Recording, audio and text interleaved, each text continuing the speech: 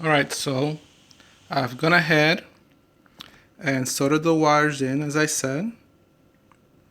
I actually had to drill the holes a little bigger to fit the cables I'm using. I also installed the fuse that I mentioned. This is a 25 amp, as you can see right there.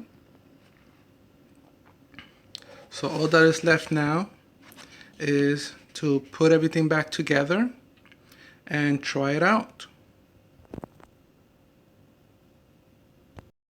Alright, so as you can see, the light is on.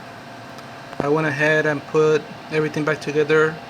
It's a bit of a mess right now because I just put all the plugs back just to make sure that it worked. So I did home and it seems to be working. The fuse hasn't blown yet, but I haven't printed. That's my cooling fan. I haven't put it back so I could show you the board. So I guess I'm gonna go ahead and try to do a print.